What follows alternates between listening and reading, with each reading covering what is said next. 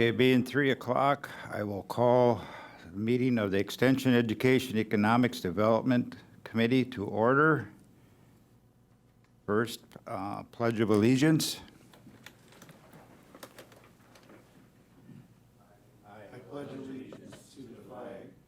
To the flag of the to the republic for which it stands, one nation under God, indivisible, liberty, justice for all.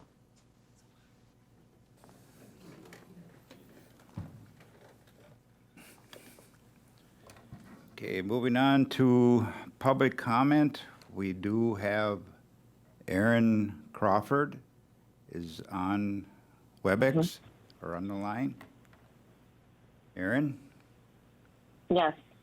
Thank you, Chair Seafeld and Supervisors. Can you hear me okay? Yes, go ahead. Okay, fantastic. My comment today is just regarding the library materials complaint process. I'm just anxious to hear that presentation. And I just thank you for putting this on the agenda today because many of us, like myself, are very concerned to know of the complaint process. And I also want to bring to your attention the great concerns of many other parents and many other homeschooling families like myself. It's been our impression that the Marathon County Library has greatly gone downhill in the content that they're providing and exposing our children to. And I can tell you as a fellow home educator in many circles of influence that the narrative out there is to keep a close eye on your children and keep them guarded when you come into the public library. Many of us really used to enjoy letting our children roam the aisles and feel that they could adequately choose books that were safe and appropriate for their ages. However, with the agendas being pushed and the overt sexualization that is happening to our children, the narrative is now very much to err on the side of caution and to shield your children from the obvious sexual agendas. June is Pride Month, and the displays set out right in the teen section are complete with all the books and posters to charge up our children's sexual grooming. This is just so terribly unfortunate, and it's really too bad that this has happened because as homeschoolers, we rely on that library 100% to provide for our families good content and material. And I just always find it so interesting how we have all of these checks and balances in place with child protection services, to the Right Start program, to our court systems to ensure the safety of our children is our utmost responsibility. And yet here in our Marathon County Library is just horrible graphic content in these books, from just outright plain porn to written pornography and describing very lewd sexual acts among juveniles. Obviously, distribution of pornography to minors is illegal, yet this is in the juvenile section of our public library. So I'm making this public comment today to express our deepest concerns as home educators and parents and to plead with the supervisors to do something about this and stop the sexual abuse of our children. The county allocated over $3.5 million for our public library last year. And as a taxpayer, I just cannot reconcile this with what's sitting, but with what content is sitting out there waiting to get into innocent hands. And we can do much better than this. And I would just encourage this committee and the rest of the Marathon County Board of Supervisors to find a solution to this problem so we can do a much better job of filtering the content that is making its way into our children's hands. Thank you very much. That's all I have to say. Thank you, Aaron. Moving on to number 4, approve the minutes of the July 22 Extension Education Economics Development Committee meeting. Do we have a motion? Motion by Supervisor Rosenberg, second by Supervisor Unger. All those in favor say aye. Aye. Opposed? Aye. Motion carried. Number 5, policy issues, discussion, and potential committee determination. 5A, continue discussion of recommendations to the Executive Committee for updates to the strategic objective and expected outcome found in the 2019-2022 strategic plan. 5A1, new strategies to be added to the existing objective plan. Supervisor Vice Chair McEwen. That's totally fine. The supervisor was great. Thank you, Mr. Chair. The last time we met, and I have been meeting with the other standing committees, and what I hope we can accomplish is to have each of the standing committees review the objectives that they are the lead committee for. And Triple ED actually has the most. They have 4 objectives out of the 12 that they're designated as the lead committee. I don't know if, is Becky online? Okay. I did meet with her. Yes, I am. Thank you, Becky. I'm going to kind of tee it off for you, but like I'll just follow up on what I've been doing with the other committees. But what I wanted each committee to do is to look at, for instance, 8.7, which you are the lead committee with infrastructure. Now, Mr. Chair, if it's okay with you, infrastructure finished this today and approved the drafts. And I don't know if you have those up there yet. If just for an example to go through what infrastructure did, and like I said, we could go through 8.7 very quickly, and of course, if you have different changes than we do, that's great. They don't have to be identical to infrastructure. We were looking at it from our end, but we did change a few things on the 8.7. And I can't read that up there, but I do have notes.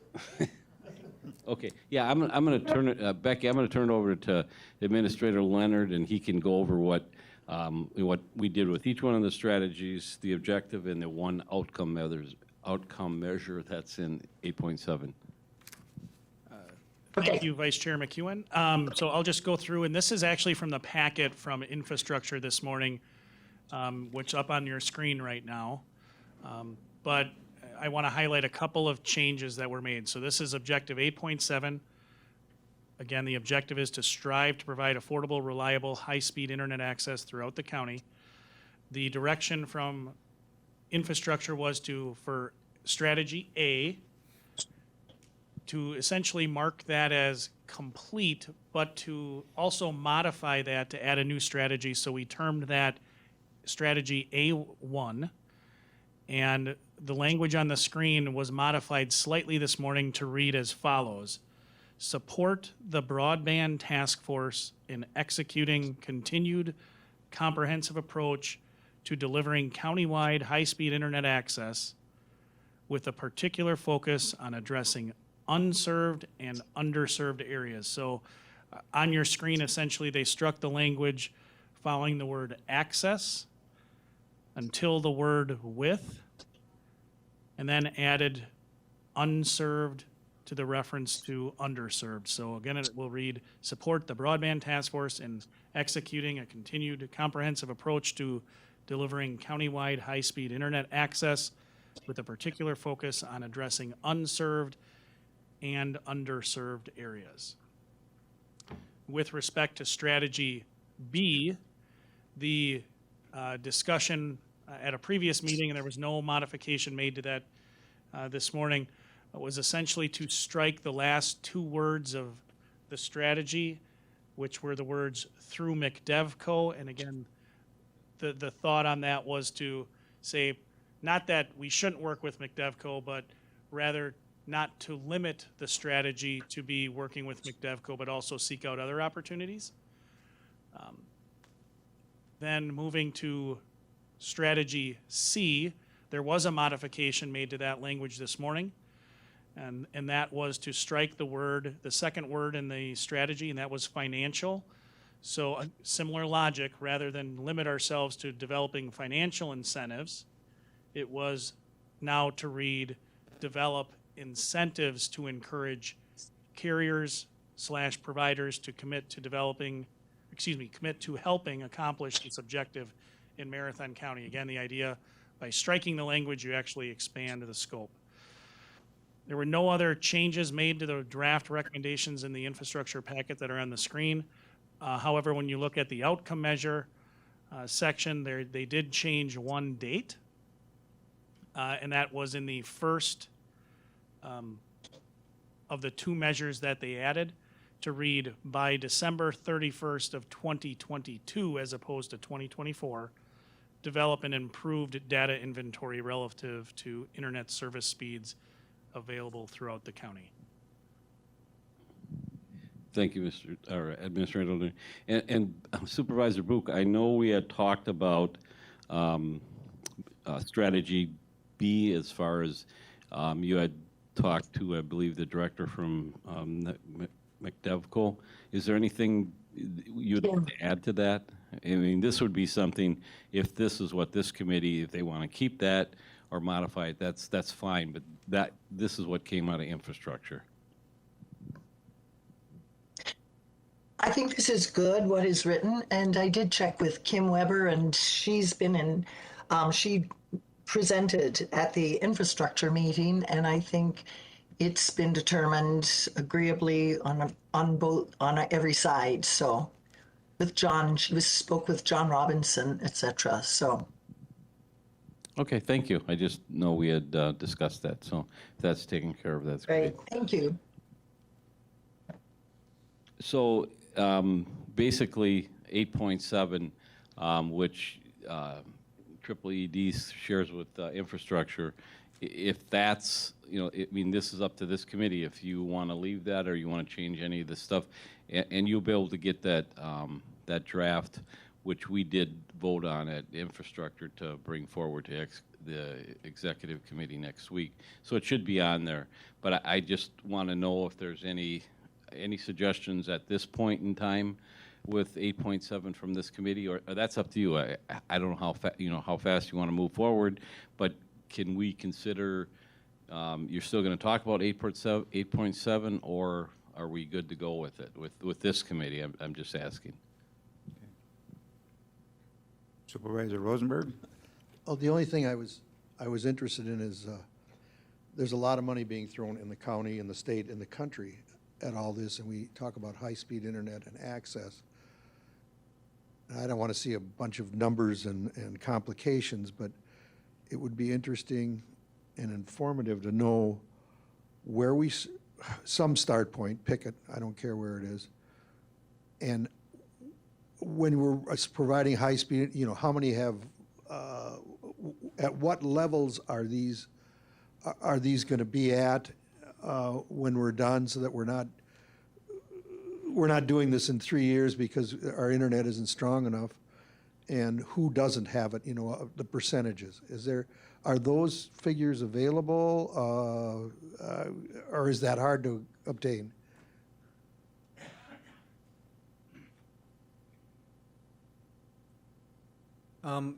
I think you can, I mean, in terms of what data is available, you're going to see some things from PSC. You can get some proprietary information perhaps from some of the vendors. I know when I've spoken with Charter in the past, even some of the initiatives or some of the grants target different areas that kind of lean more towards their business plan, if you will, which makes sense, versus sort of maybe a more broad look at where we'd like to see it. And so there's some good conversations to be had in terms of teasing out some of those spaces that maybe some of the programs might not get at right away.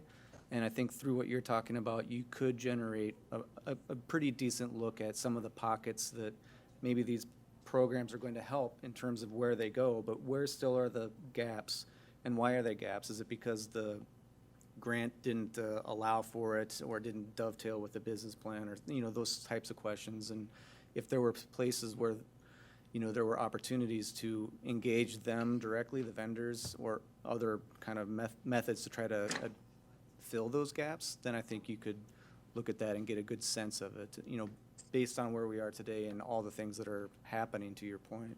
So I don't know that we have much beyond what data the Broadband Task Force has already kind of brought to bear, but we can certainly make the people we've engaged with already know that we'd like to see some of the things you're speaking to, because I don't think it would be part and parcel of the projects they're putting together.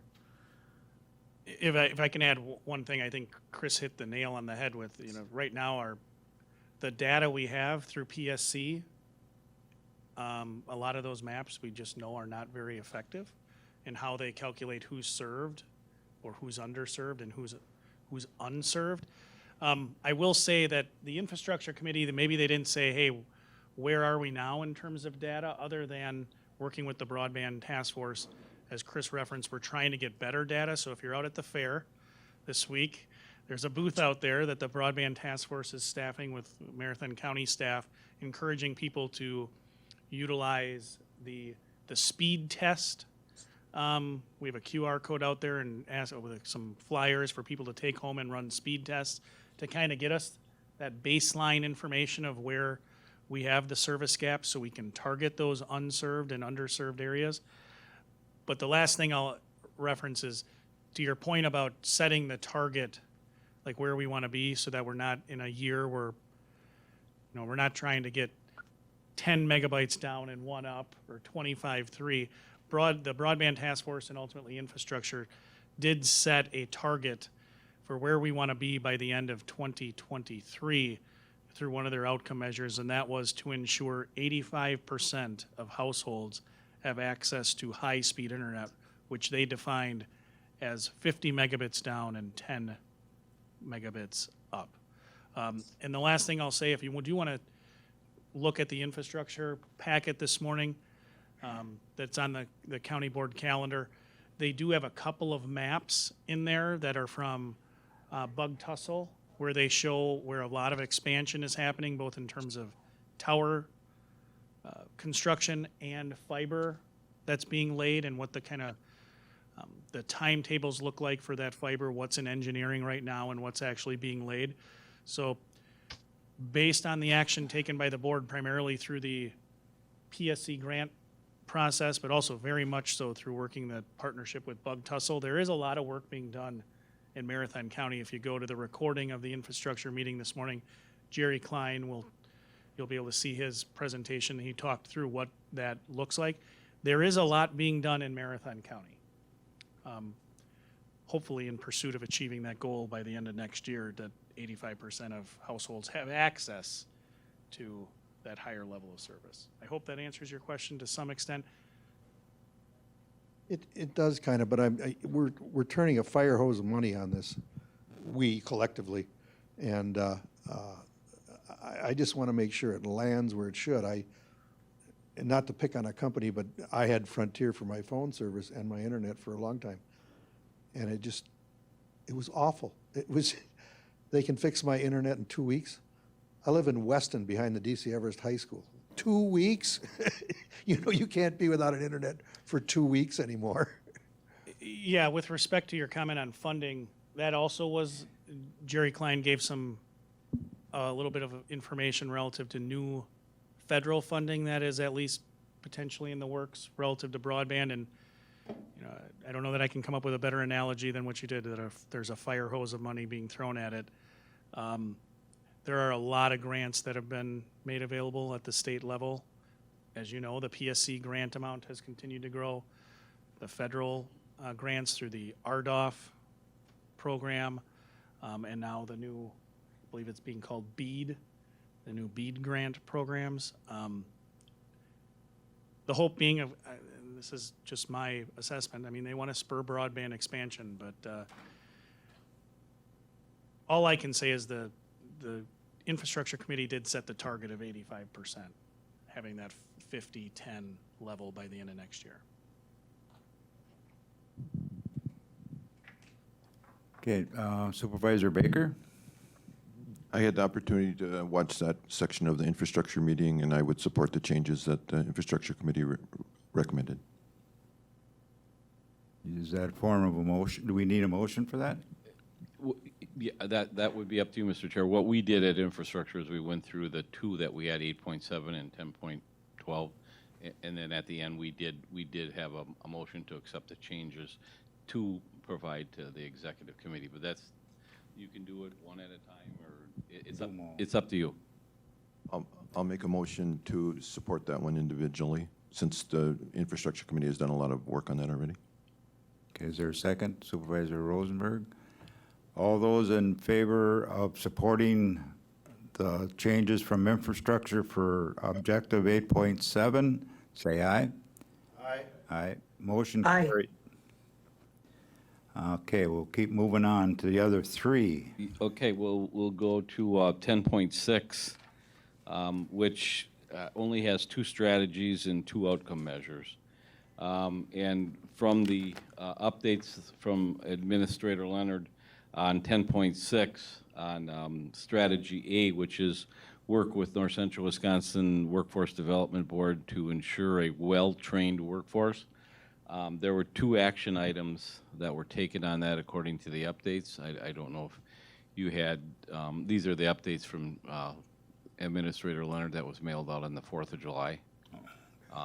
Did everybody see those? You didn't see those? Yep, I did, yeah. Oh, okay, yeah, he sent an email out on the 4th of July, and I printed it out, because I can't, keep going back and forth with all of them. It's difficult, but I printed mine out. But there were 2 items that were taken on, or 2 action items that were taken on strategy A, and that is, one is to North Central Wisconsin Regional Planning Commission, regularly works with North Central Wisconsin Workforce Development Board, including recent preparations of regional recovery plan, a report on workforce talent attraction, plan to identify local goals, priorities, strategies, and recommendations. And the second, number 2, is Marathon County Administration has included North Central Wisconsin Workforce Development staff on the recent strategy planning team, working to develop a plan to address the strong storage of quality and affordable child care within Marathon County. And with that, I know I had mentioned, if you look at Chapter 10, which you have 10.6, but in Chapter 10, the very first objective, ensure that every person has the opportunity to education and employment to be self-supporting, and then for our 10.1A is develop policies to support affordable, high-quality child care. Just throwing that out there, if that's another strategy, and no means am I talking about Marathon County opening up a child care. That's not what the intent is. The Workforce Development Board, which I'm on that board, they have a program, a grant that they applied for and got, and they would assist Marathon County with what it is to train individuals to open their own licensed, qualified child care. And they have like a grant of $5,000. It has nothing, Marathon County doesn't have to do anything with it, but could we work with them to, people to direct them in that, direct them in that direction, but 2 words, but in that area. Just like I said, for examples, and I think Administrator Leonard, wasn't there something else that the information you were sent? The only update I have is, as all of you know, it's been covered in the news quite a bit recently. Channel 7 has been doing an ongoing series of news segments on the child care dilemma, I think is the title they've given it. Marathon County was the lead applicant for a grant through the Department of Children's and Families, and we did receive that grant. We were one of the first, kind of in the first cohort of that, and we've had 2 facilitated meetings now with the people that have been hired by the Department of Children and Families to go around the state and facilitate those discussions with the grant recipients. That group is Children's First Finance. So we have representatives from various sectors, school districts, business. The Chamber of Commerce is represented, technical college, the university system, local high schools, or school districts, I should say, and I'm going to leave a whole bunch of people out because I don't have the list in front of me, but we had a very large group of entities that were represented, essentially to do strategic planning to see what could we do to address the shortage of childcare within our community. And I sent some information to all of you after your last meeting just to show you the website that the Department of Children's and Families has that shows what that gap in supply is. We have certainly not completed that work, and we haven't developed what that strategic plan looks like and what the various roles that could be played. I'll just say one that the state has been looking into and had another companion grant available for was essentially to have businesses agree to pay a portion of the cost, the actual cost of childcare. The state would pay a significant portion of that cost to essentially make the childcare providers more whole in terms of their true cost of doing business. But that's where we are right now in relative to the issue of childcare. But as Vice Chair McEwen noted, that's not within your strategic plan. The reason county administration is moving in that direction is, again, based on the direction provided by, was initially this committee and ultimately the full board in approving the annual administrator's work plan, but it's not within your strategic plan. It is, however, in your comprehensive plan. Thank you. And again, that's another thing, and I forgot to bring that up. There are other strategies under Chapter 10, which you have 10.6. There are other strategies. Are there any of, like I said, these may be affecting us more now than it was in 2016. Childcare has always been a problem, but not to the point it is. And like I said, the Workforce Development Board, which I sit on that board, they would do all the work. It's the idea is to get people to be trained and licensed childcare providers. They would be their own entrepreneurs. They would open up their own businesses. The county doesn't have to do anything as far as supporting it, but the Workforce Development Board will. They'll get them signed up for these programs. But like I said, it's in the comp plan, but it's not in the strategic plan. Okay, thank you. Supervisor Rosenberg? Are we engaging at all with the unions and the apprenticeship programs that are going on? I mean, or have we, I never hear about that, and I don't believe so. Your reference to the term "we," meaning Marathon County staff?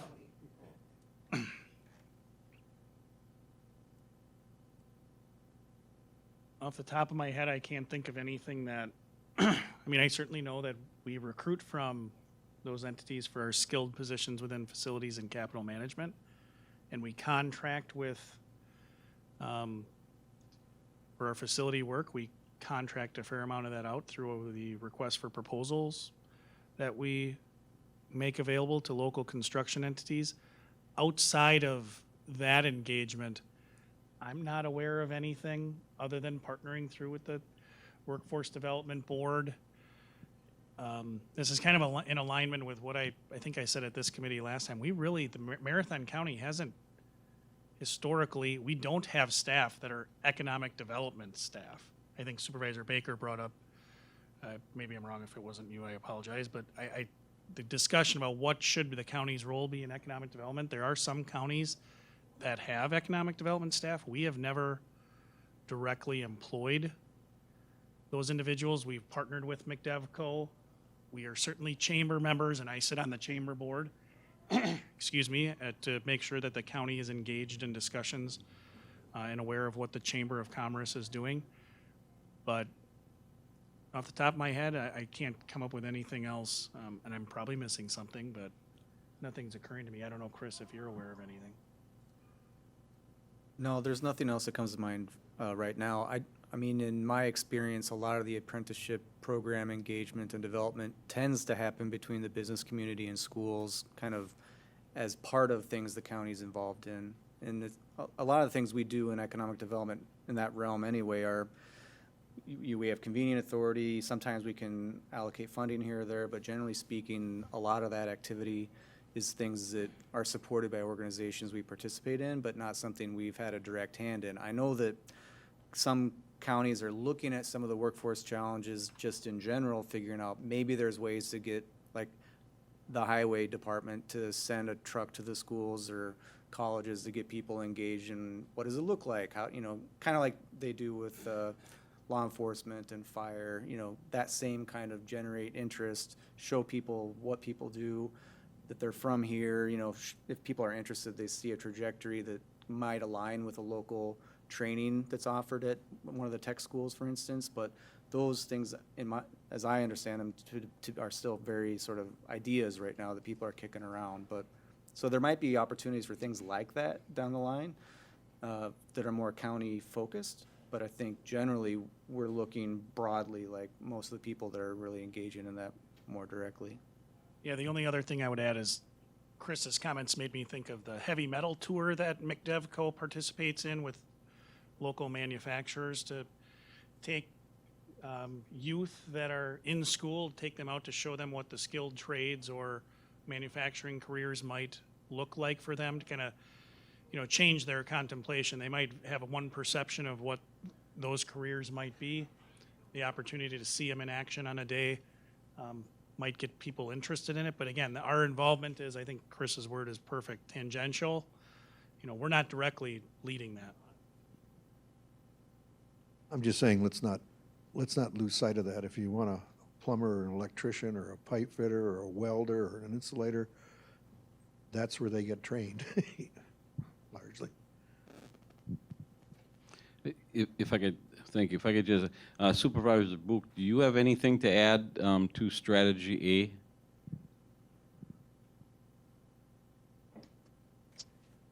No, not at this time, I don't. I think it looks good. Supervisor Baker? I have a question just to help my understanding of the whole process of developing the strategic plan for both Vice Chair McEwen and Administrator Leonard. And then I have a comment after that. So do we view this plan as being a strategic plan for Marathon County government? Or do we view this as being a strategic plan for Marathon County as a whole? I would say both.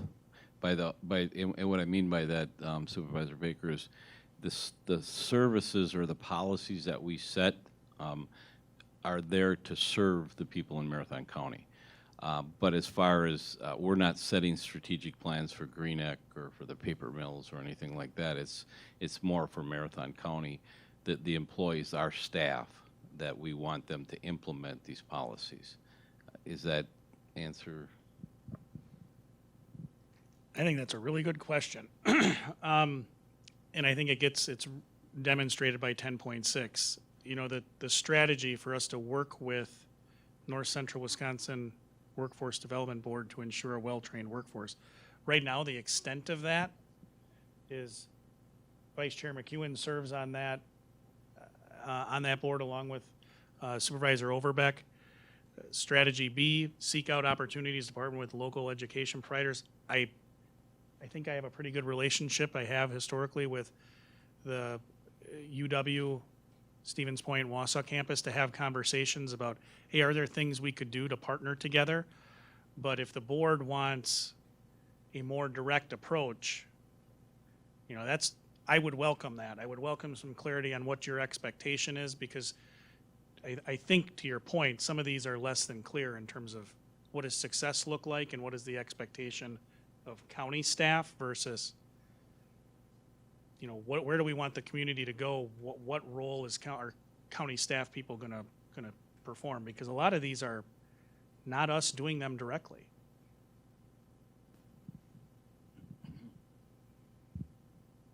Follow up? So that was kind of that aligns with what I was thinking. So I've been looking at ours, trying to prioritize which strategies, and so many of the strategies are not really things that, you know, are under our purview. So in industry, in my customers, we talk a lot about alignment. And, you know, the question is, should our strategic plan be aligned with our core functions, our core responsibilities, and with our budget? So, like, I don't know what on 10.6 if there's any budget items that, you know, other than some of Vice Chair McEwen's time. In the same way with a couple of the next three. Whereas if you look at like 10.1, 10.2, and 10.8, those are $30 to $50 million of our budget and are directly under our control. So I mean, I toyed with the idea, and I'm not trying to be divisive, but I toyed with the idea of making a motion that we eliminate 10.6, 10.8, and 10.10 and add, and then add, I made a mistake speaking, I'm sorry. The ones that I was talking about are the infrastructure ones, 8.1, 8.2, and 8.8, which contribute, you know, account for about $35 to $50 million of our budget, and they're under our direct control. I misspoke previously. I'm sorry for saying the wrong ones. As opposed to the three that we have now, we're talking about 3.7 million for the library, 85,000 for McDevco. You know, I mean, it's not a very large part of our budget. It's not, McDevco and the library are not governance. We don't have a governance relationship. It's a non-governance. So the question to me is, do we want the strategic plan to align with our core functions and with our budget? And I don't know what the right answer for that is. I mean, they can be aspirational goals that we want the county, if they're a goal for the whole county, if they're objectives for the whole county, we can say this is what we'd like the county to do.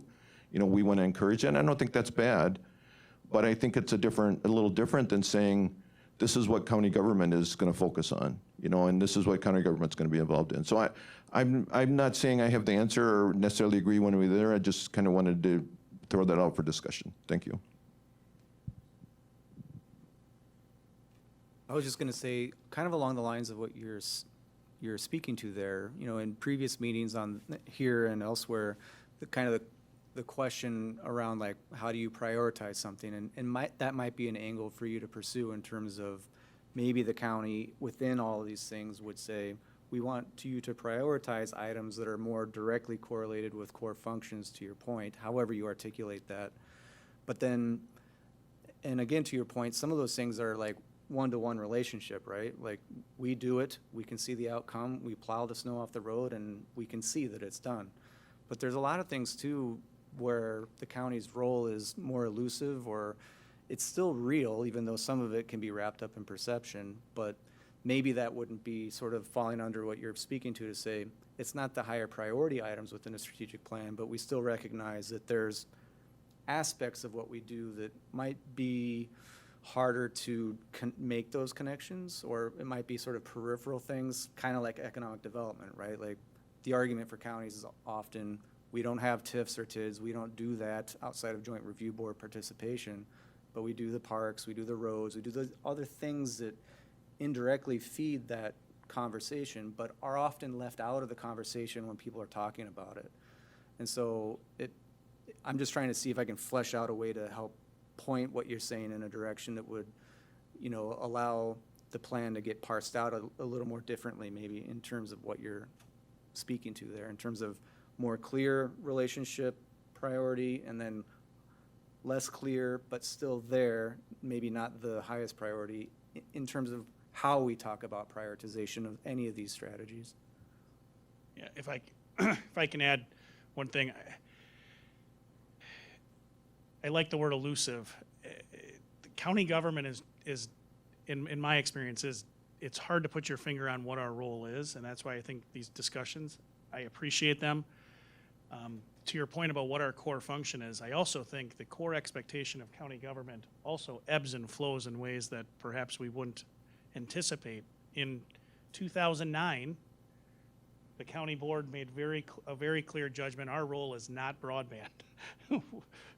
And that has changed. That, hey, we we're not the ones delivering the service, but we do have some levers we can pull to address the need, the community need. So I think I don't know that I'm going to be helpful in where you want to go forward, but I think it's a good conversation. I mean, the big thing now some of the big things that are being talked about, I recently attended the National Association of Counties Conference, and we just had a Wisconsin Counties Association conference not all that long ago. I mean, workforce development is a big discussion point for counties. Housing is something that historically counties don't do a lot of. I think you brought it up in another meeting, Supervisor Baker, about housing authorities for counties. There is a statute within 59, Chapter 59, that talks about the ability of counties to have a stronger role in housing. We don't. We participate in a consortium through the Community Development Block Grant that's operated at the federal level. Our lead county for our consortium is Juneau County.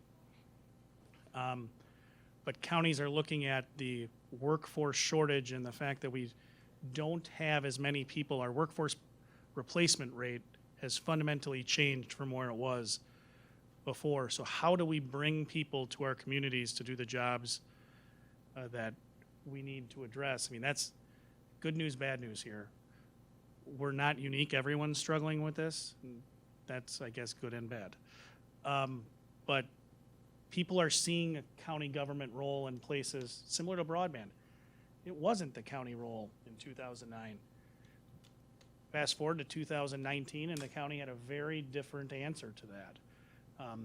It's not our core responsibility, just like our core responsibility, there's no mandate for you to have a parks department and have wonderful parks.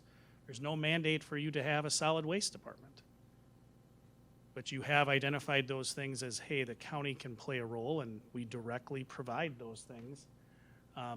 And there are rules, make no mistake. If you do have a solid waste department, then a whole series of statutes kick in. And I think Supervisor Baker, you're on the solid waste board, so you understand. If you make the decision, yes, a whole lot of things follow. But to Chris's point, I mean, it's a difficult conversation to have. What is the county's role? And we have some things where it's very clear. We do have obligations relative to child protection.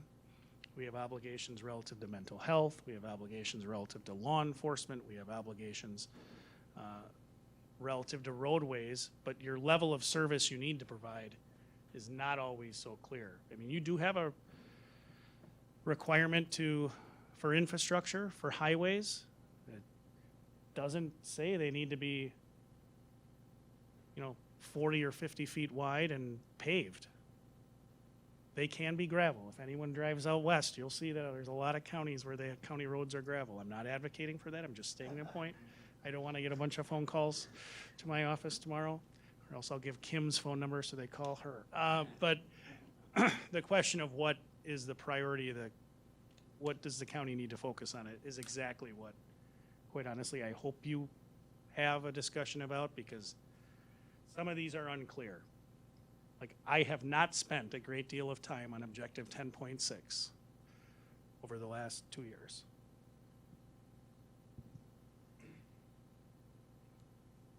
Okay, thank you.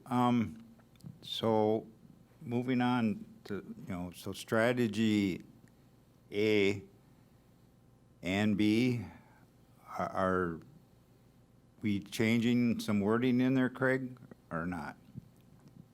That's up to this committee. There are, like I said, I apologize. I thought everybody had the updates from the 4th of July. But this is what I went off of to indicate there were action items taken. Like on B, there were 5 action items taken. Does that change, what B should read? Infrastructure, it did. We changed, in fact, the one outcome measure that said by 2022, 9,800 more people would have internet. We scratched that and put total of 85%, at least 85% of the people in Marathon County would have high-speed internet. So, like I said, that's what I want this, or would like this committee to do. What I want to do, but I'm just saying, if you don't have any changes, That's fine. I'm not advocating to make changes. I just want it to be this committee's strategic plan for these 4 objectives. And Supervisor Baker, I'm sorry, Supervisor, yeah, he said to get new ones or change them. That's fine too. If you have better ideas, maybe they're not even in the comp plan. What are they? What do you want in this strategy? What do you want in this objective? I want to hear that, and executive does too. So if you want to wipe this whole thing out and say we're going to start over, that's up to this committee. I'm not doing it, like I said, but I want it to come from this committee. So, Okay. And Supervisor Baker had a question. Supervisor Baker? So in strategy B, who in county government is responsible for that? Who would be doing that?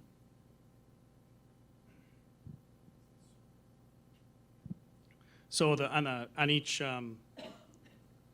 page of the strategic plan, we have, as part of the strategic plan, the county board identified departments in their mind that would contribute to accomplishing that. So you'll see that list in the bottom right. So certainly I have meetings with representatives from the local UW. I also speak relatively frequently. I had previously with the former president of NTC, but I speak now relatively frequently with Jeannie Warden. We do have, I think, a pretty strong relationship relative to my peers with those 2 entities, but Conservation Planning and Zoning Corporation Council, Administration, Emergency Management, the library, McDevco, and Parks, Recreation, and Forestry were identified. But again, in terms of what actively are we doing each day, based on based on the language of the strategy, really it's reaching out, hey, are there ways for us to partner? I'll give you one example that is probably very insignificant. The county board a couple of years ago approved a capital project at the UW campus for significant renovations to their field house and the pool. And in doing that, one of the things that county administration and the Parks Department did was we sat down and we held some meetings with them to see what opportunities might exist for the county to program some time within those facilities for public use, because actually in Marathon County, our Parks Department, and again, it serves jointly the county and also the city, it really does not have a very robust programming aspect that you might see in other municipalities, particularly cities and villages, but also in counties where recreation programs are delivered directly by a governmental entity. We are very fortunate in Marathon County that we have a lot of clubs that do a lot of that recreation planning, but in keeping with this strategy, we wanted to understand what the potential opportunity would be for that. So that's one of the conversations we had with them. Like I said, it's a pretty insignificant example, but it's that sort of idea. Just to kind of flesh that out in a little bit, this is an area of interest to me too, because even what Lance was referencing there in terms of our relationship with UW, that is allowed by statute in Chapter 59, and it carves it out specifically that we can have that relationship with 2-year campuses of the UW system. But statute is silent on the tech schools. And so maybe if there was interest to say, well, how can counties have a relationship statutorily with tech schools, that could be some sort of strategy where we could say, well, we would make an appeal to the legislature to amend Chapter 59.56 to say, look, UW system's great, but these tech schools are doing good things too, and why can't we expand that same area statute to include tech schools? So just as for example, in terms of what you're talking about. If I may, Mr. Chair, I don't know if it was around 2010, maybe earlier, the county gave North Central Technical College, I believe it was $1 million to start their agricultural program. And it's still operating, and I don't know, maybe, Mr. Chair, you know more about it as far as what the tech's doing, but they're still using it. It's a farm Yeah, I think they deal with not only just the tech, the milking cows and farming, but they also with new technology on how to do things, and they're still doing it. They had an open house for the board when we were out there, but I haven't been out there since. I'm not a real big farmer, but.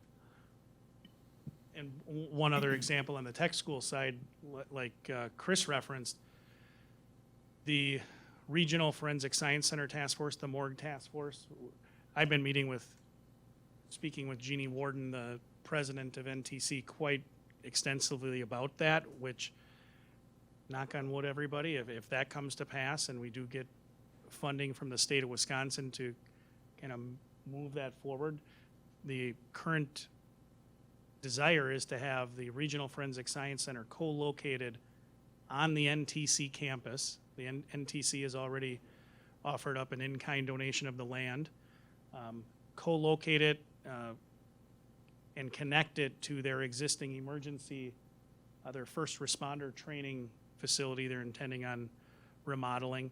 And we're also having conversations with the state of Wisconsin about their desire to partnership. So we have those conversations kind of as opportunities come up. We like to think of the technical college and the university as potential partners, and it's easier with the university, like Chris said. All of you as the county board, I mean, look back, I forget how long ago the lease is signed with the Board of Regents. It's like in the 1950s or 60s that our most recent agreement was signed. Those are county buildings. You paid to build them. You pay every year, and you will see in your capital improvement budget this year more projects coming from the university to operate that campus. That is a very close relationship. Could we improve it?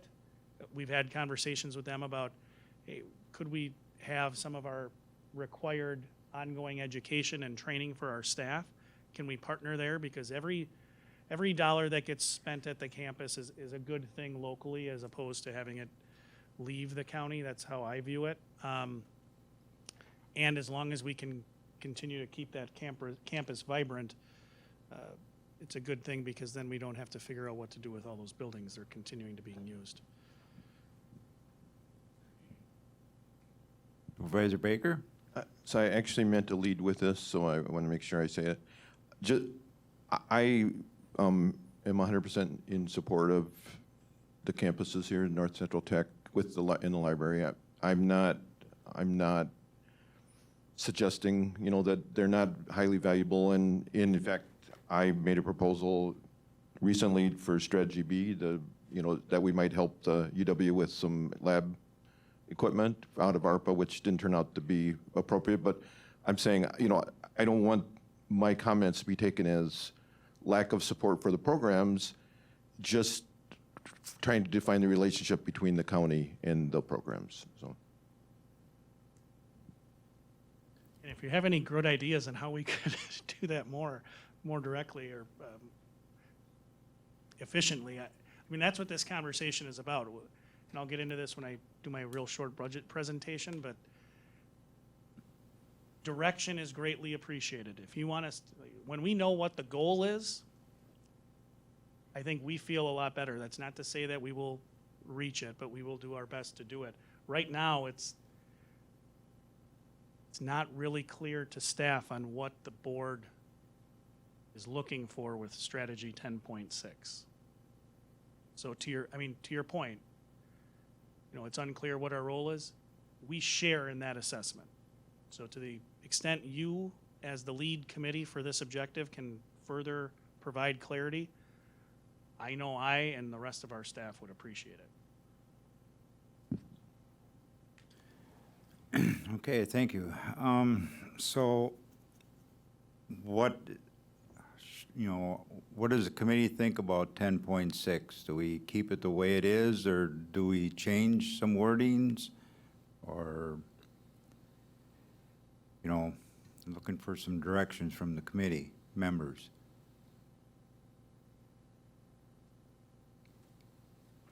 So no objections to leaving it the way it is, or do we want to change some wording?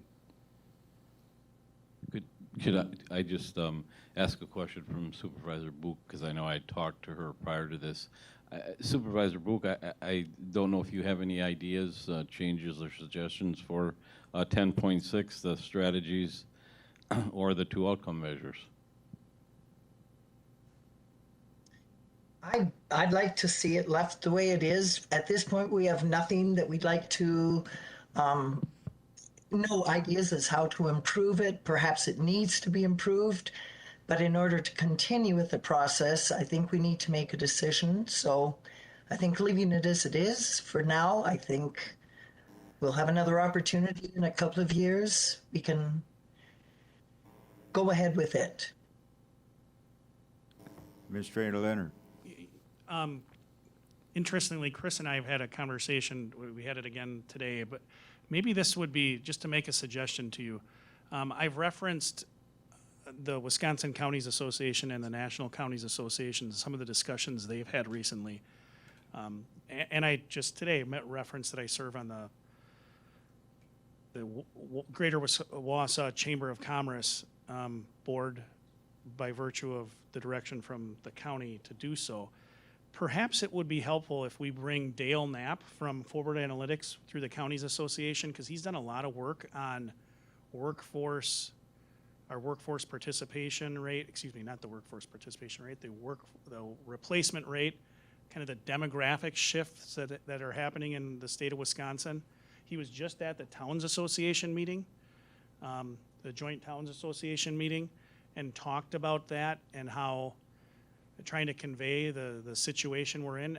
I could reach out to Dale, and I kind of already did at that Towns Association meeting, to see if he'd be willing to come to talk to the board. To have Dale Knapp and Dave Ekman come and talk about kind of what the state of the state is for Wisconsin in terms of demographic shift and the needs of the business community, to see maybe if that helps this committee define what the role of the county could be in supporting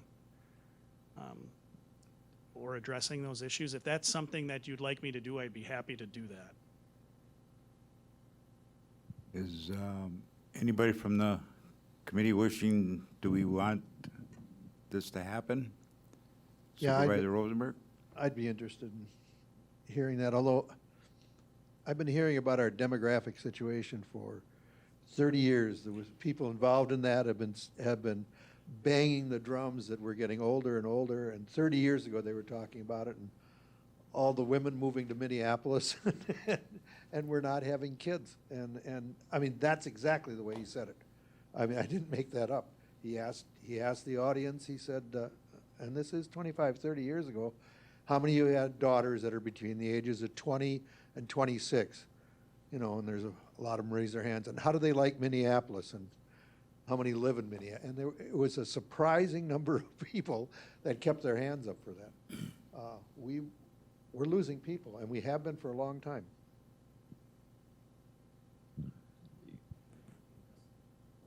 Any more comments from the committee? Greg? If I may, I was at the Towns Association. The acoustics was terrible, so I missed half of what he was saying. I heard it, but I couldn't understand it. But I did catch about the baby boomers being the largest group of people that are leaving the workforce. It's never happened before, the amount of people, the baby boomers, and the people that are coming up now, the parents had 1 or 2 kids. There's no 5 kids or 10 kids. We're not, just because of the population, it's decreasing. We're not going to be able to fill all these jobs that the baby boomers are leaving. Isn't that, he had said something about that. Like I said, it was hard to hear, but it was very interesting. And like I said, I would be interested in listening to it when I could actually hear it. Okay, thank you. So I think, do we invite them to come to just a committee meeting, to the EED, or do we want a presentation through the full board? I would say that if you're interested, the whole board would benefit from hearing it, because it ties into not only what we're talking about here, but even near term and even conceptually longer term kind of decision making around what's the county going to do. Because to Greg's point too, you've got the baby boomer as a population, and we're talking about them leaving the workforce, but at the same time they're leaving the workforce, they're generating a big population of people that we need to serve. And so then how do you adjust to that and then get the people you need to do all of that at the same time, that as that population need dwindles, then you're going to have to adjust again. It's a really interesting sort of dilemma in terms of the questions it poses for any local government, really. But our heads wrapped around that is really important, because especially these days with inflation, people tend to look at just wages and other factors, which certainly play a role, but often enough, people don't talk about the fact that the people don't exist. And so then it gets back to, well, who do you try to attract? And then this gets back to the housing, because if you need to attract a young family because you want them to stay here and view them coming here sort of in a systemic way, like if you get a family to come here, their kids go to our schools, they're shopping at the stores, they're going to the businesses, and they need the house that fits their family and fits the amount of money that they're making in the job they're working in here that they can establish, then that, until the tax base changes, affects counties, because you lose those people, you lose your tax base as far as the county goes. Local governments in general. So it's a really big discussion, but I think it's a really important part of it that the board, it would speak to all of the committee's purviews, really, in some form or fashion. Okay, can we get that done? We'll work on it. We'll find a time, and Chair Gibbs is on the Wisconsin Counties Association board, so he's on the exec board, so he can put the screws to Dale Knapp. Okay, thank you. Now, getting back to 10.6, are we clear on leaving it the way it is? Or do we want, That's totally fine, as far as if this committee's comfortable with it. okay, if Like I this said- committee's comfortable with it, then we'll leave it the way it is, and we'll move on to the next one. I'd like to put the three together as a motion when we get done, if that's possible. Thank you, Mr. Chair. And yesterday at Health and Human Services, they talked about their three objectives, I believe, and they had some good discussion. They didn't make any outright determinations. The chair and the vice chair of that committee are going to meet, and then they'll come back to their next meeting, discuss it, and then move their recommendations forward. So certainly don't have to do it today. I'm just, like I said, but we have, if 10.6 is staying the way it is, we did 8.7. You have two more. You got 10.8 and what the other one was, but that's up to you. Like I said, I'm not telling you have to make those. I'm not asking you to make those decisions today, but if that's up to you, I mean, I'm willing to go through them, but it's up to the committee. Well, on 10.6,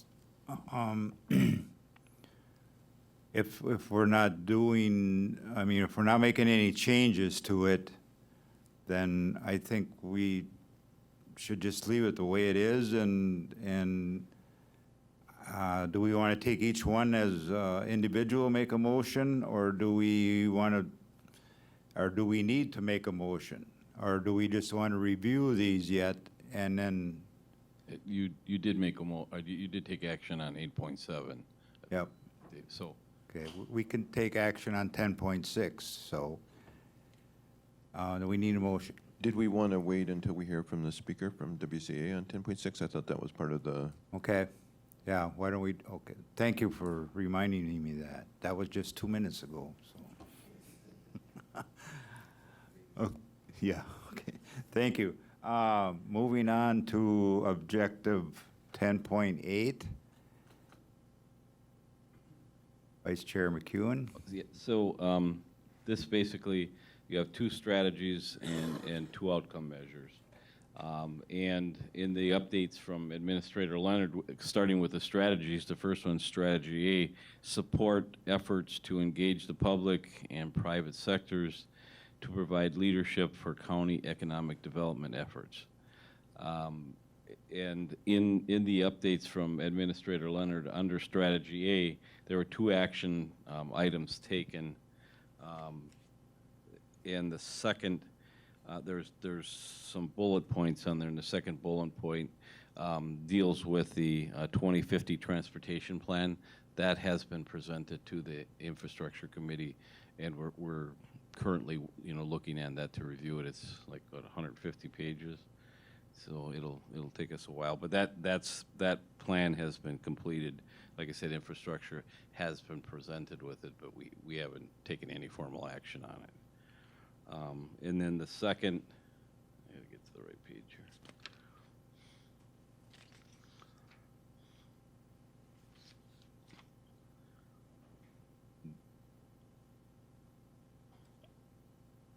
Too far.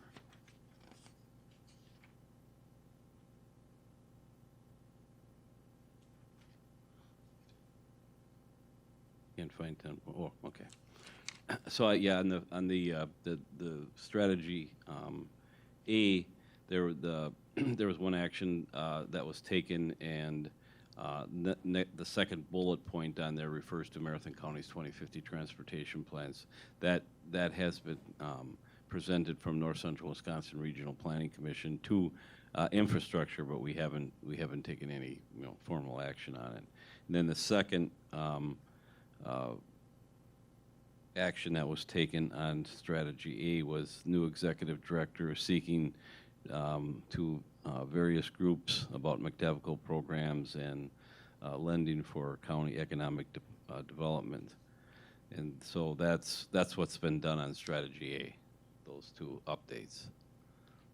So I don't know if there's any, is there any questions as far as what does that mean? What's the same thing with objective 10.10, or 10.8, encourage development and redevelopment of key employment centers like the mall in the areas that possess strong market potential, provide a good transportation access for workers, and promote the efficient movement of goods. That's why Infrastructure is a support committee on that. That has to do with highways, and but is there any questions about what that means? Anybody have any questions for? For the objective, starting with, is there? I mean, is it clear as mud, or is it you're not sure what it what direction? And like I said, in Chapter 10, there are a lot of objectives and strategies, and this is 10.8 that was taken out of there. So, like I said, Strategy A, 2 action items were taken. Is there any changes to that wording or not? Same thing with get to the objective 10.8. Is there anything you want to change on what that's stating? Looking at Supervisor Baker. Go ahead. A couple months ago, I had talked about our objectives, and one of the ones that I recall was outcome measure 1. I think we need to change that because I don't think we actually want to increase the utilization, because we would want to actually have the industrial parks growing. So I think the utilization maybe should actually stay constant. I haven't written what I think it should be, but I just think that's not an accurate goal or a good goal, because we should have them growing and both in capacity and in utilization, so that the percentage of used, if it goes up 5% every year, pretty soon they're full and we have no place for people to move into. So I think we need to address that, but I don't know what I guess I can, if you want me to take that on, I could try to rewrite it for next meeting, if that's appropriate. Be up to your chair.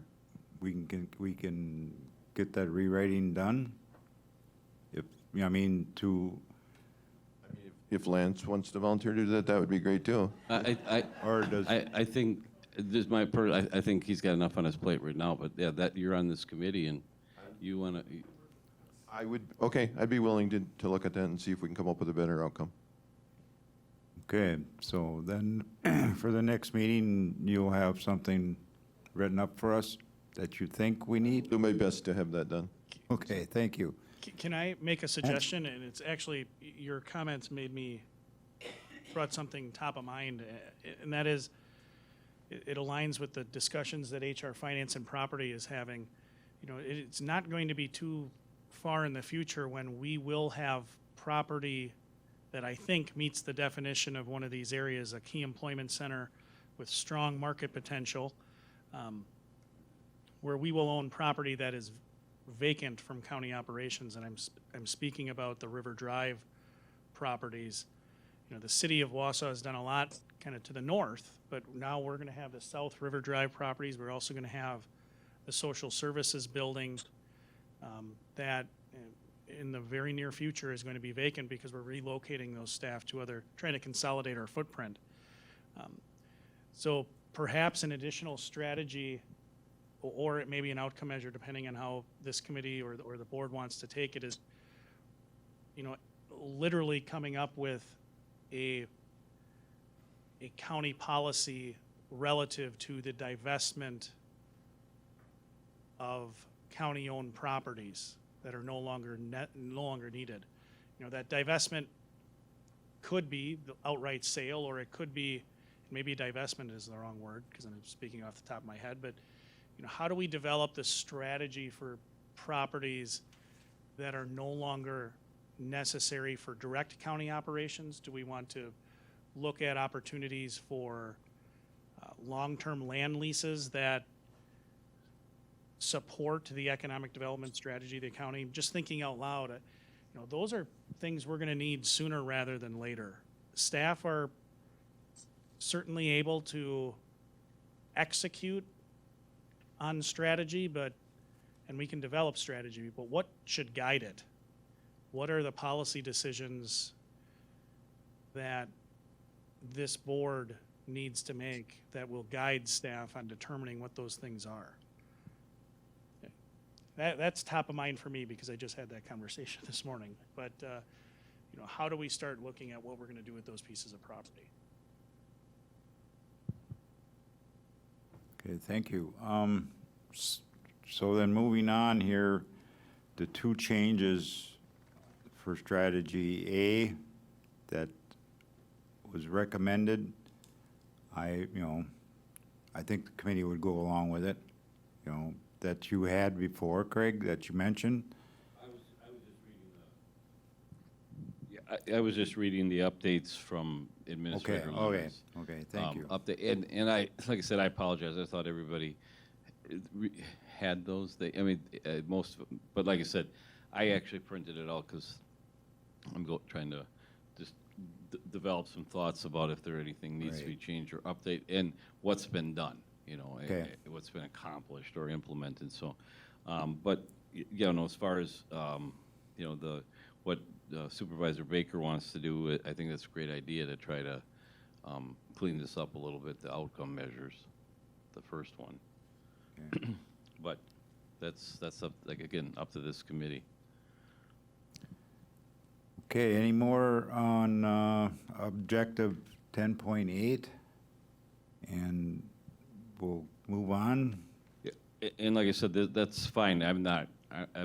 You haven't really changed anything, which is fine because of we're still trying to work on it. And that's great. Like I said, I'm not saying I want to get it done. The infrastructure, it was a little bit easier to do it, like I said, because 8.7, I got Supervisor Robinson on there. He's chair of the broadband task force. We went through that, you know, very quickly. So we just had one, and we were able to get that done. Now, like I said, Health and Human Services is going to bring the information back to the whole committee next month after the chair and the vice chair meet about that. So that's something, you know, how this committee wants to handle it. That's, you know, it's up to the committee. So you can leave it the way it is at this point until you get some you know, necessary verbiage in these outcome measures or the strategies. I'd rather do it that way and get it right. Okay. So we will leave the strategies and the objectives the way they are now, and maybe some follow-up with the outcome measures later. Excuse me. Okay, moving on to the last one. I think it's what, 10.10? Objective 10.10? That this committee is involved with?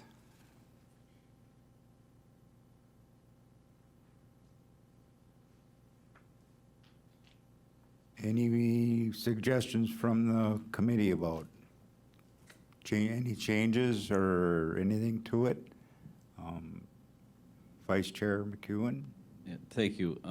As far as the strategies, for 10.10, there's 3 of them. And strategy A, there were 2 actionable items that were taken as far as the update from Administrator Leonard. Strategy B, there were 2 actionable items taken. And strategy C, there's a page and a half of action, so there must have been a lot of them, a lot of changes. You know, so and like I said, it's kind of difficult if the committee hasn't looked at those updates that were given to them, and like I said, it would make it a lot easier. You know, that you might be able to complete some of them. Like I said, we completed 2 of them because of what has been done and what's been accomplished.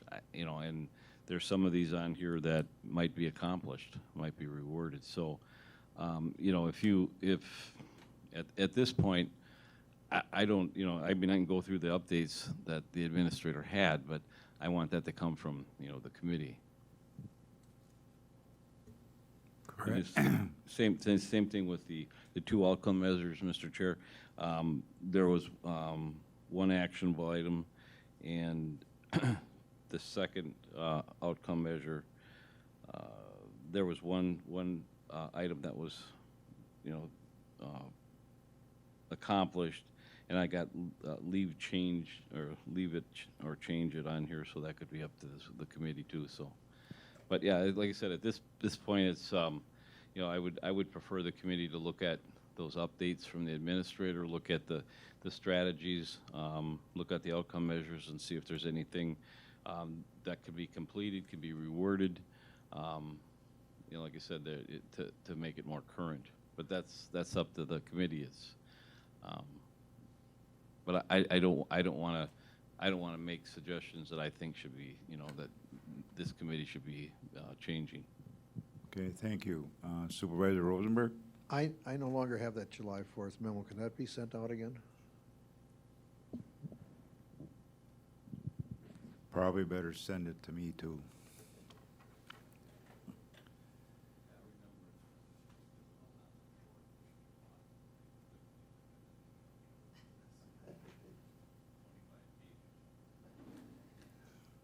Thank you.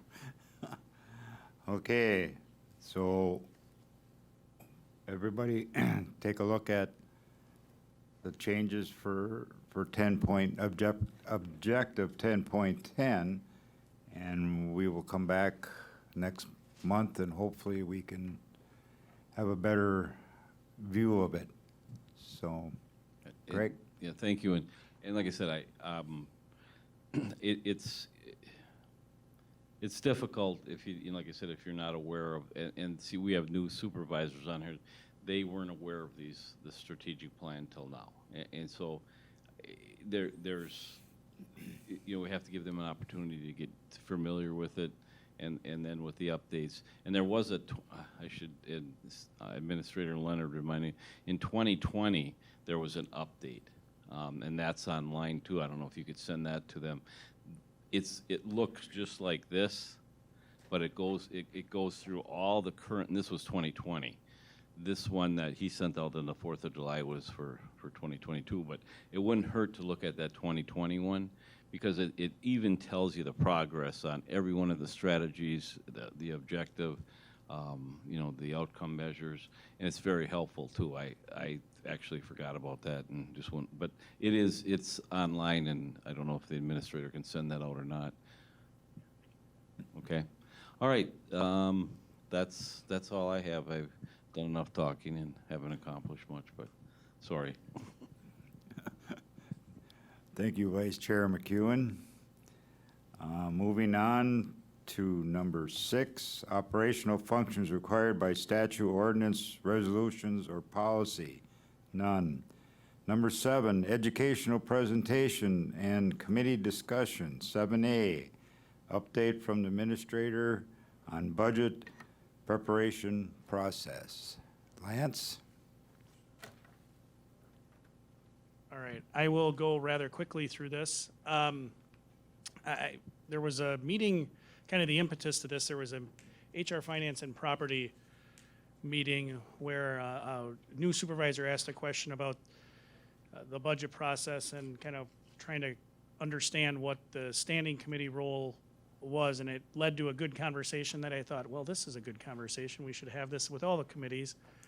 So that's what I've been doing the last couple of days. So I've met with, we had the conversation at HR Finance and Property, had it yesterday at Health and Human Services, had it this morning at Infrastructure, and now with all of you. So just to start from, I guess, the beginning, which actually is the beginning of this term, county orientation meeting with Wisconsin Counties Association, talking about the role of the board as policymakers, and that you're tasked with setting those policies within the limits of state law and administrative code. So I wasn't the one to say it, but I have said it time and time again. We have these areas, to Supervisor Baker's point about, the areas of our core duties, and we have services we have to provide, and then we have a lot of other areas where once we start providing services, we have to deliver them to a certain level, and then we have areas where there are discretionary services. The board sets a lot of those policies in the discretionary area. In the mandated areas, we do it related to administrative code and state statute. Those drive a lot of the work we do. So whenever you hear about state agencies that we work with, the Department of Corrections, they drive a lot of the stuff that we do in the jail. The Department of Children and Families, we deliver a lot of services to the level that the Department of Children and Families says that our social services department has to. North Central Healthcare, we are an owner of North Central Healthcare. The Department of Health Services dictates what our state mandates are and how we have to deliver those services. So there's a lot of those areas. And then the Solid Waste Board, once the board had made the determination to have a solid waste department and have a landfill, we have all these regulations and things we need to meet. And then we have the discretionary side where you make determination of, 1, whether or not to do it, and 2, at what level you want to do it. And similarly, in some of the mandated areas, we might deliver a service. Roads are a good example. We do have obligations relative to, and mandates relative to roads.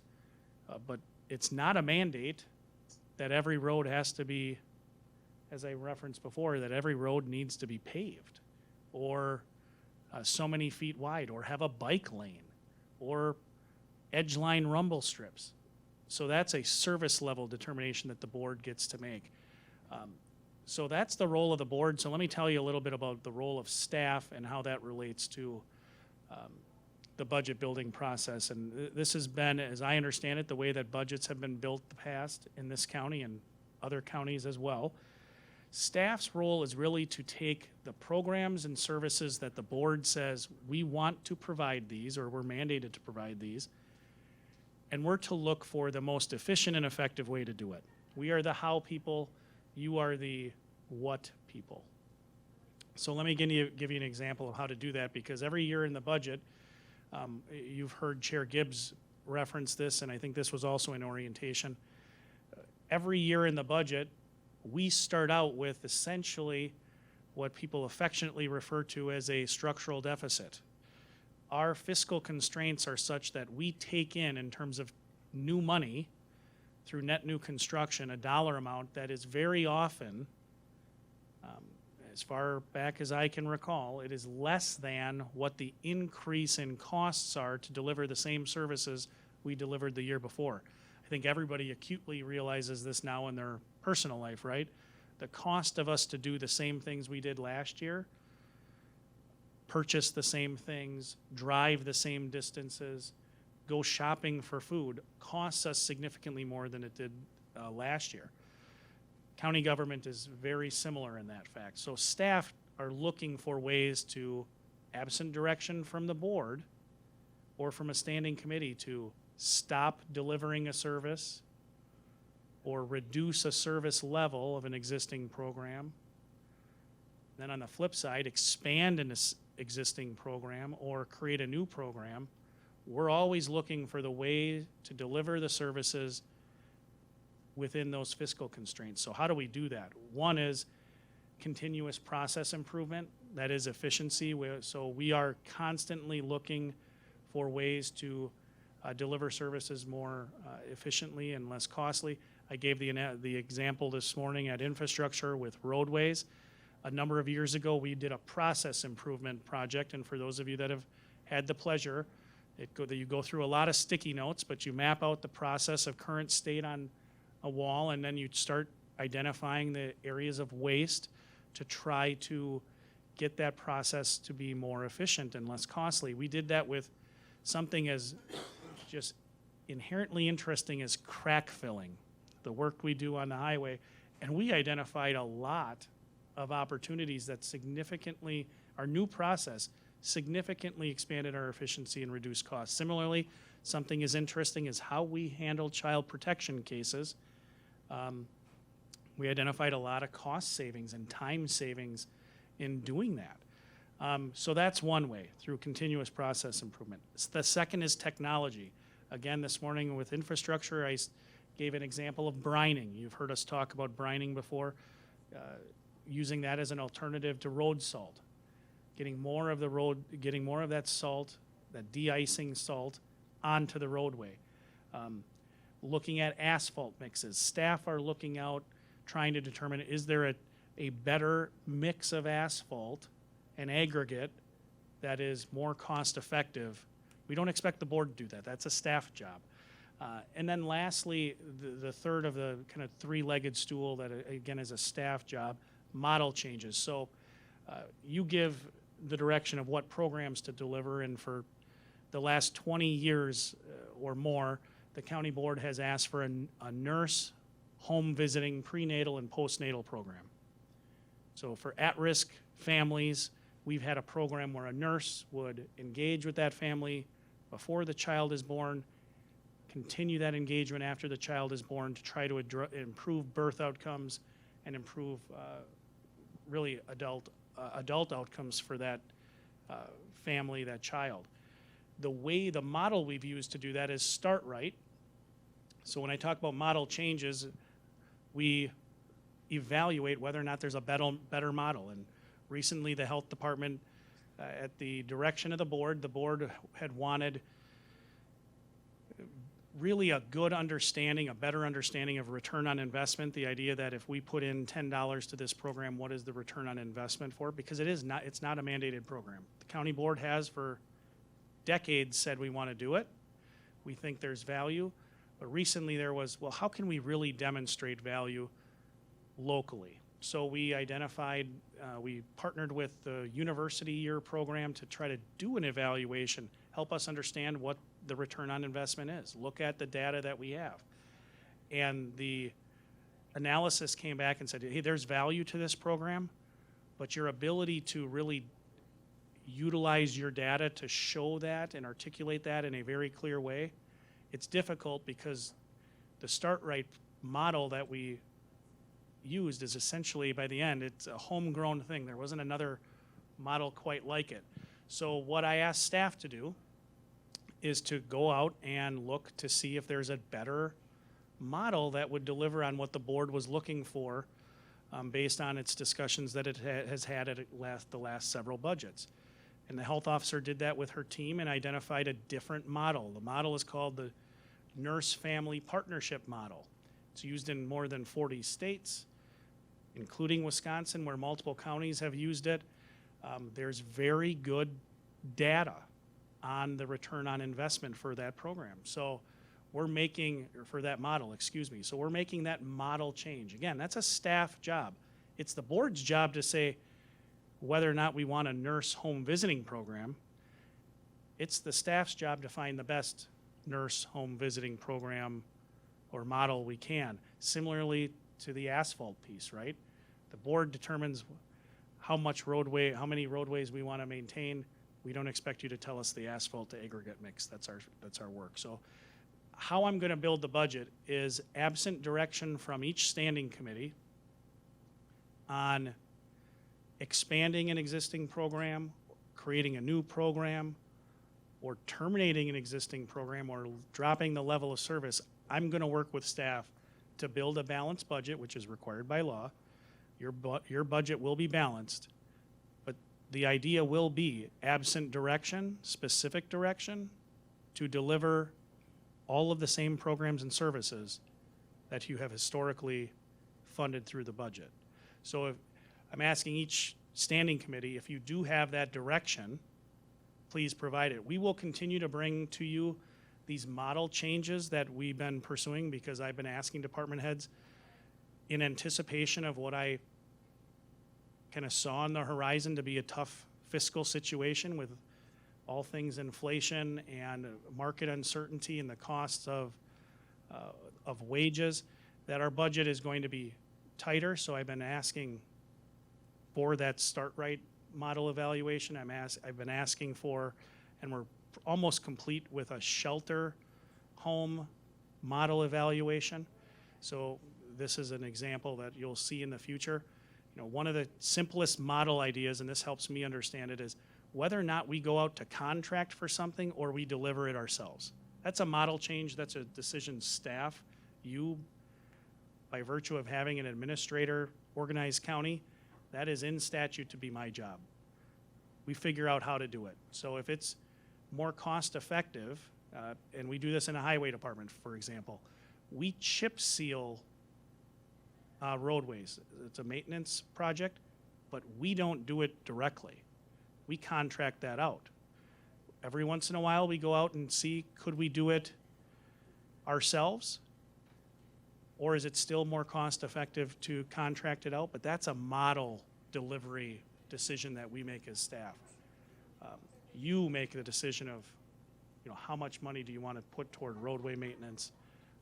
So that was a long-winded way of saying, if you have things you want us to do, new programs, if you want us to, when you go through this strategic planning effort and identify, Supervisor Baker can work with Deputy Administrator Holman to clarify what those strategies are and outcomes. And if you want a county economic development staff person to be able to do A, B, and C, we can talk about how we do that. If you have a new program you want to fund a program through McDevco to accomplish a goal, that's the direction I need to build the budget. Otherwise, you're going to get a budget that delivers all the same services that you've historically asked for. Okay, thank you. Any questions for Administrator Leonard? Is this significantly different than what you've done in the past?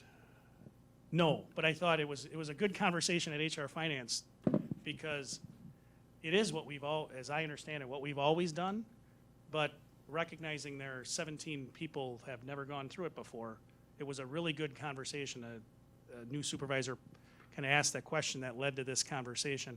So I thought, well, that was probably very valuable to explain to all of the other committees as well. But make no mistake, it's the same stuff we've always done. Okay, thank you. Any more questions from the committee? Okay, moving on to 7B, report from the UW Extension. Jason?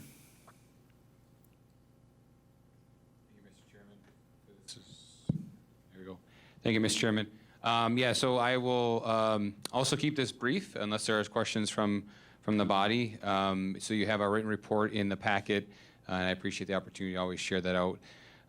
with the committee. A couple things that I know Chair Seefeld is taking a leave of absence from the county fair today to be with you all. And so our staff is out at the fair working hard to, if you are out there in the youth exhibit building, they have hands-on activities every day of the fair. Our 4-H educators, there's a grilled cheese competition focusing on dairy. So Heather Susser, our ag educator, is focusing on dairy and the different productions there. Janelle's doing some hort outreach at our booth. So the county has a booth, and we're supporting that too. But we also have an extension booth in the area as well. So that's kind of the piece for this month. But you see in the write-up, there are a couple things I want to highlight on youth development. Our 4-H staff took a couple of trips with our young people, educational experiences funded in part by the 4-H Leaders Association and user fees. That is to Washington, D.C., and also to Discover Wisconsin. So they traveled the state, and it's an opportunity for our young people to get outside of Marathon County to see what great state has and experience those life skills of organization and empathy towards others and kind of getting outside of their home that maybe this is the first time they've traveled for some of our young people. So it's great. We also partner with Stevens Point, UW Stevens Point for College for Kids. So you saw that in your packet. It's a continued partnership. We haven't had that partnership for a couple of years, and so it's great to bring that back. So that's under the youth development area in 4-H. The green team with horticulture, that's a partnership with veterans. So if you're looking in the horticulture area with Janelle, to work with our veterans in a horticulture therapy arena. So that's active and going. The FoodWise program, you might remember that, or might notice that Tammy Hansen's name is off that list. It was just new. Tammy retired last month, and we've actually extended an offer to a new administrator who will start at the end of September. I don't have a signed agreement in my hand, so I don't want to jinx that and say who that is, and then it gets pulled out from under me, but I'd be happy to report on that next month. I'm really excited about who we're having. That person will serve the entire 4-county area, but does reside here in Marathon County. So we are super excited that person will be at our office here, serving the 4 counties, but based here in Marathon County. Again, FoodWise is a 100% state-funded, i.e. federally funded program with minimal investment to the county, and that FoodWise agreement was at your desk last month. The last thing I want to just make the body aware of, and thanks to administration for the support of leverage funding, looking at opportunities to increase our outreach, our impact to the community through minimal investment, using some savings within our budget. We're moving forward with hiring we have a partnership with AmeriCorps, and we know that's always a great investment. We get almost a full-time staff member for minimal investment. We're talking, $7,000-8,000 for a full year, full-time employee, and expanding our outreach. So we have that partnership that's happening using some current budget allocations and leveraging that. So we'll be recruiting that. That'll help in our 4-H program to do some in-school and after-school programming to outlying areas of the county, not focused here in the Wausau area, because we do have a partnership with Wausau already for the Community Connections program in the summer, but trying to get some outlying school districts and extra support to them through our program is what we're looking to do. So with that, that's the updates I have for today, unless there's questions from the body. Any questions for Jason? Okay, thank you, Jason. Thank you. Moving on to 7B, or 7C, report from the UW Stevens Point. Mrs. Toms has a report in your packet. You can review it. And moving on to 7D, monthly summary of the Marathon County Public Library. Leah's here? Yes, I'm here. Hi. Also, in the interest of brevity, I won't go into detail on the summary that you have in your packet unless there is any questions about it. There is one thing that I'd like to bring to the attention of this committee, and we have a lot of new committee members here who might not know the whole story, but about a year and a half ago, the library board voted, they took action to leave our system. And a system is like a way of connecting member libraries so that they can share materials and share our ILS, you know, the software that we use for keeping book records and those kinds of things. And when that happened, that action is something that would need to go to county board, and it would come to this committee first. But then various things happened in the past year and a half, and that was put on hold. And so what the library board decided to do was to gather additional information before following through with that action. So what they asked was our current system, WVLS, to do, well, we created a document of expectations, things that we wanted to see from our system that the library board felt that maybe we weren't getting.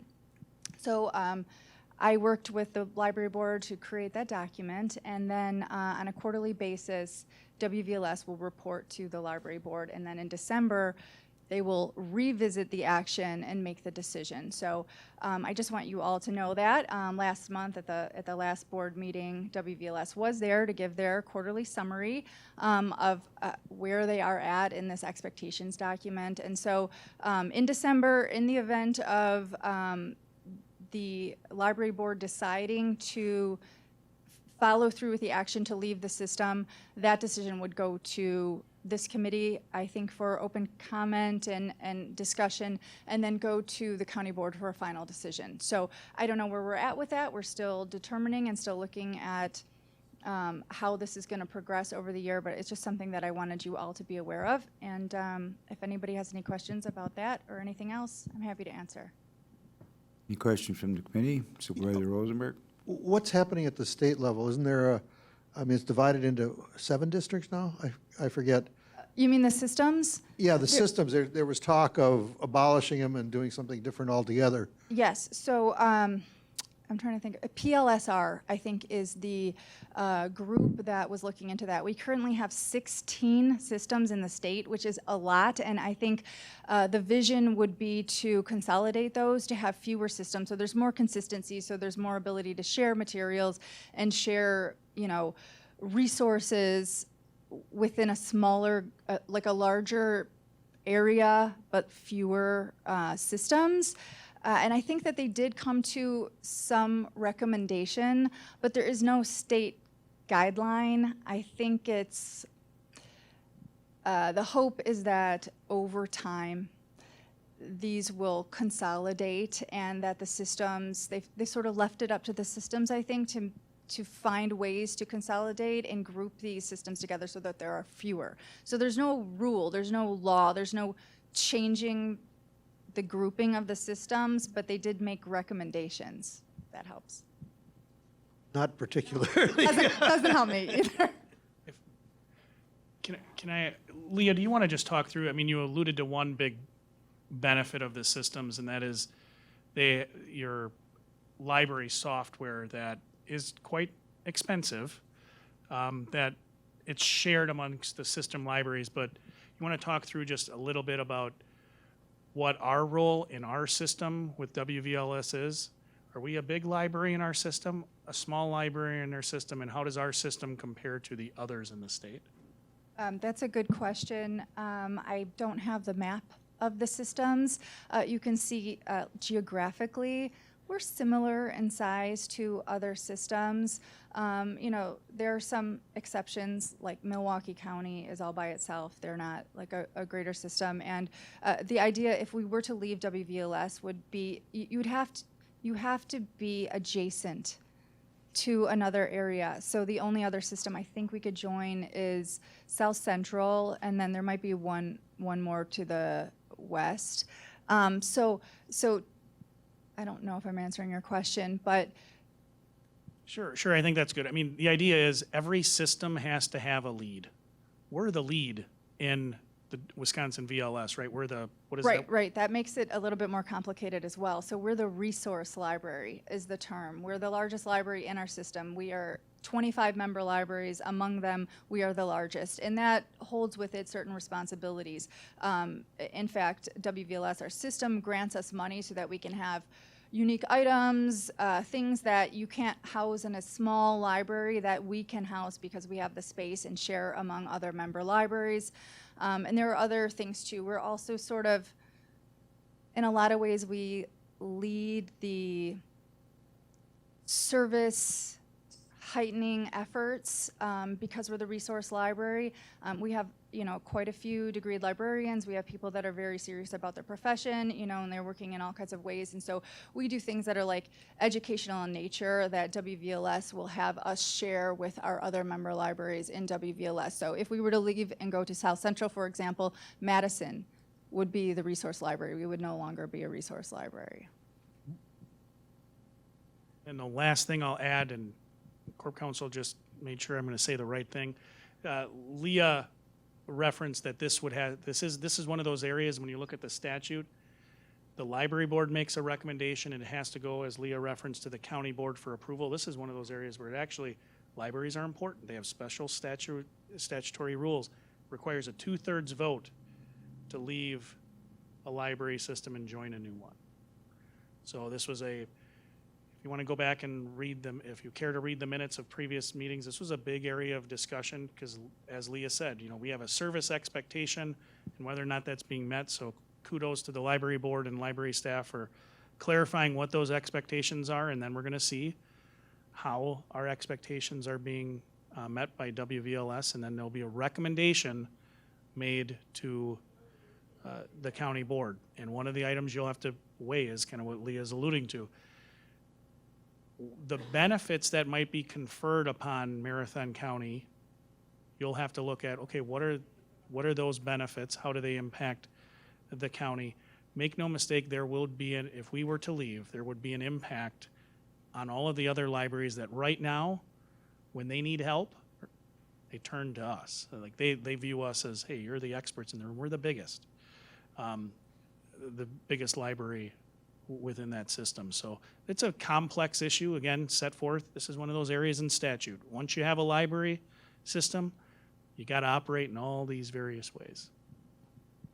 Thank you. And one other thing about the complex issue of it is I prefer to think of it in terms of population and not funding, but we represent just under 40% of the population and or funding for WVLS. Out of 25 libraries, we're 40% or just under.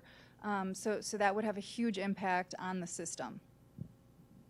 If I remember right, when I looked at the numbers, the city of Wausau has a higher population than each individual counties in our system currently. It's possible. I'm not positive. I'm trying to think of the next largest library to us. It could be not TB Scott.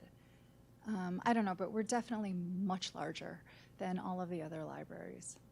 Well, it sort of bothers me because they'll have to go to a different system instantly because they can't exist on their own. The other thing is the computer programs and stuff, and I'm not convinced that what Madison has is a step up. It's the open source, and it's a mess to try to change anything in it. Supervisor Baker?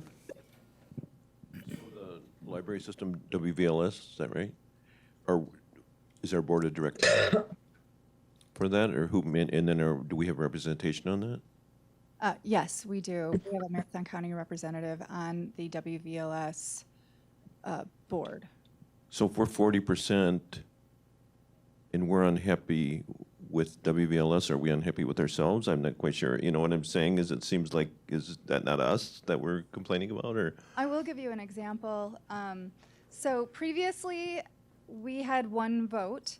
This was one of the points of contention and one of the things that we were unhappy. I say we, but I mean the library board, is that we had one vote out of 25, even though we represented 40% of the population. And they just recently, as part of our expectations document, they changed their voting system to a more weighted voting. It's a dual weighted voting system, but it more accurately represents the people that we serve. So that's kind of being addressed as, yeah, okay, thank you. Okay, any more questions for Leah? Thank you very much. Moving on to 7E, presentations regarding library material complaint process.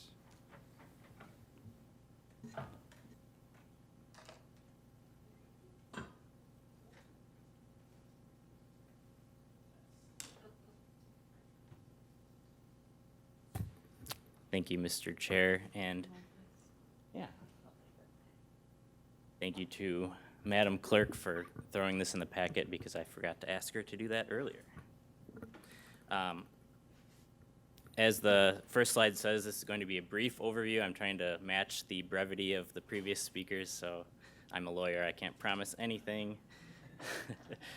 So first of all, I wanted to touch real briefly on the statutory relationship between the county board, this committee, and the library system.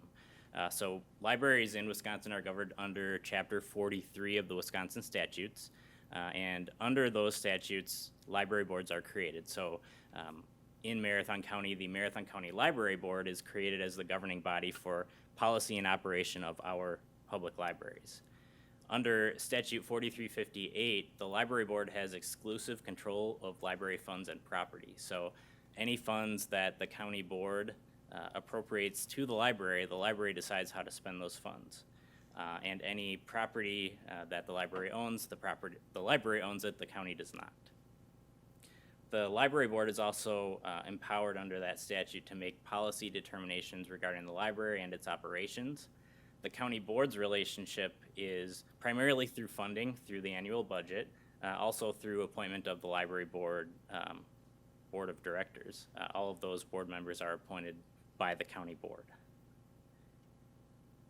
As far as this committee goes, section 2.041H of our county board rules indicate there's a non-governance relationship between the library board and this committee that basically results in Leah, our wonderful library director, giving you updates about what's happening at the library, and that's kind of the interface that occurs pursuant to our rules.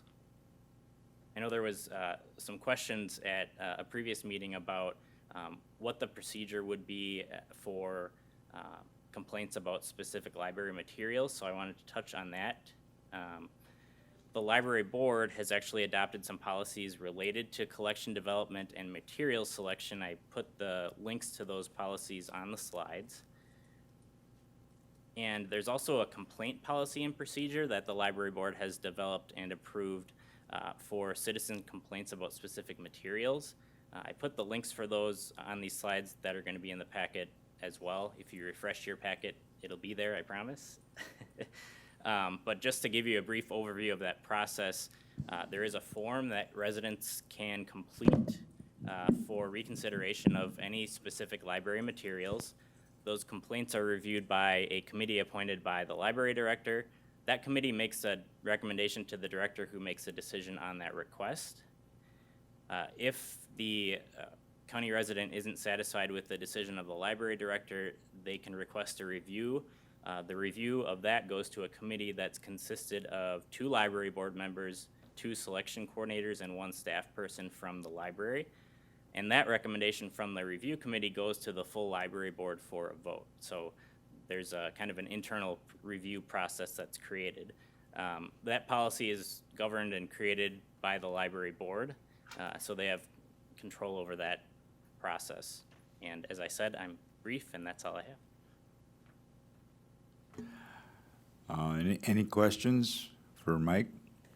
Lance? If I can just add one thing, and Mike referenced this, but I think it's important to note, your tie to the library board, again, through statute, or to the library, I should say, is through statute. You confirm all of the appointments to the library board. That is by virtue of forming a county library system, That's the mechanism through the Wisconsin statutes for the board. The board doesn't, as Mike said, once money goes over to the library, it's the library board's prerogative as to how it is spent. Just wanted to highlight that one additional piece. Okay, thank you. Supervisor Rosenberg?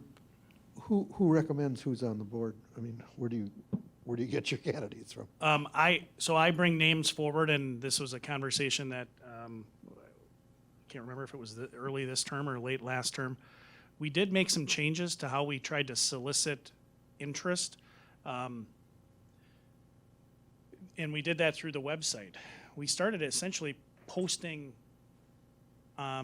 vacancies similar to how we post jobs. And in fact, quite honestly, it's more expansive in that we have a whole list on our website of all of the various committees, commissions, and boards that either myself or the county board chair appoint for, and individuals can go on there, click a link, and say, hey, I'm interested in the following 3 committees. Here's a little bit about myself, so that when we do have a vacancy, it's not just me reaching out to people I know. I don't know all that many people. And it also just allows more people to get involved in county government. So that's the process that I implemented when I started in administration, which again moved us away from, when we would have a vacancy, historical practice was we'd start to go out and try to, well, who wants to be on this, and try to fill it.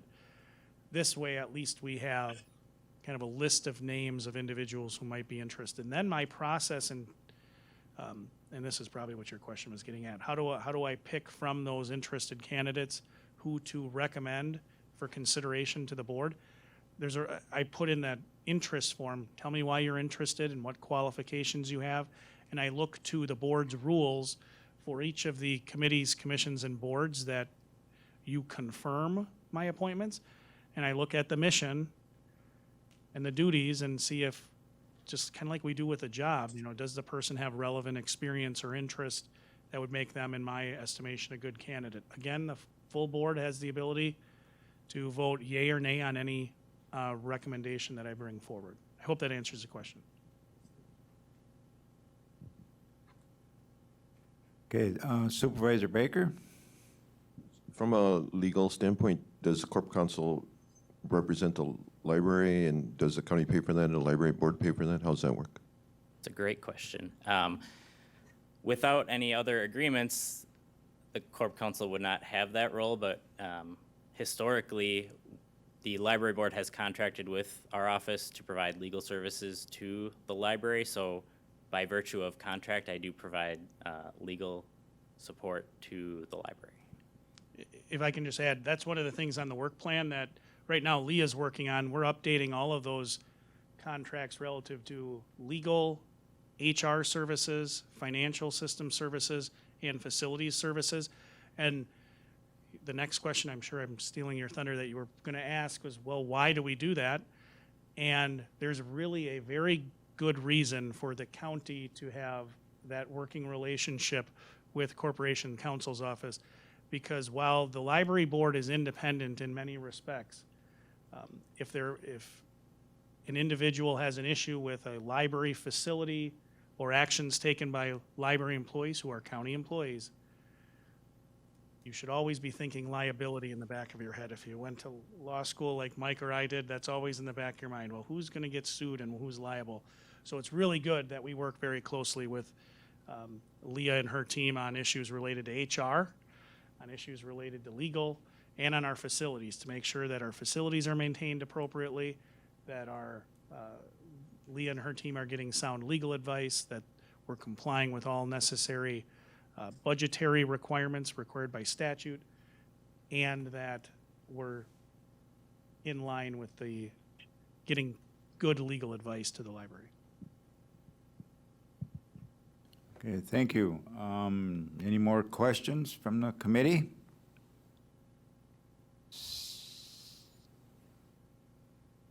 Seeing none? Okay. Thank you, Mike. Number 8, next meeting date, Time, location, announcements, and agenda items. Any announcements? I do have one. As you know, the fair is going on. Come on out and see all the exhibits that our local FFA and 4-H kids have done out there. You won't believe all the exhibits, the pictures, the crops, everything, how nice it's set up, and it's gonna take you 2-3 hours to go just through the exhibits to see everybody. And the animal showing is going on today and tomorrow. And the market animal is on Saturday. So, anybody that likes to do a lot of walking, come on out to the fair. So, To Lance? build on that, we also have, the county has a booth out there Yep. where we're certainly always looking for the next Marathon County employee. So if you know anyone, have them go to the fair, visit our booth, pick up an elephant ear to get them in the mood to really go on our website and apply for any of our vacant positions. Okay, anybody else? Okay, 8B, next scheduled meeting, Thursday, September 1st, 2022 at 3 p.m. And I'll take number 9. Supervisor Rosenberg with the motion, Supervisor Baker with the second. All those in favor of adjournment, say aye. Aye. Aye. Oppose? We are adjourned. Thank you, everyone.